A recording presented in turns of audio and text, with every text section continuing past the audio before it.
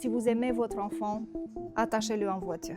Un enfant, il ne va pas réagir si vite que nous et il risque très vite de s'étouffer lorsqu'il est face à un airbag. Pourquoi est-ce que des gens qui devraient le savoir mieux ne sécurisent pas leurs enfants? Est-ce que c'est le stress?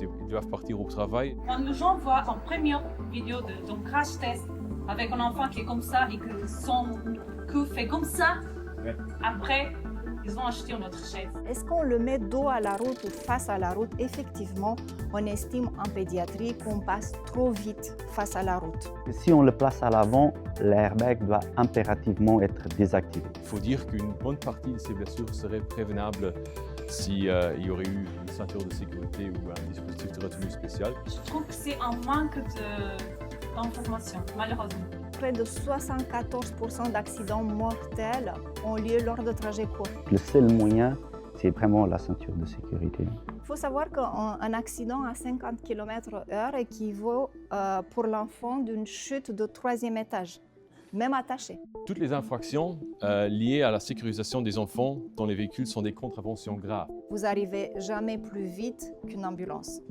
dans une urgence vitale.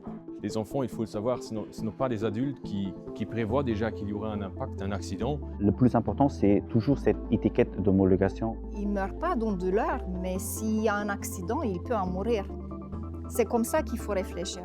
Donc non, pas dans les bras. Il faut l'attacher correctement, comme s'il faut garder le contact avec lui, le rassurer.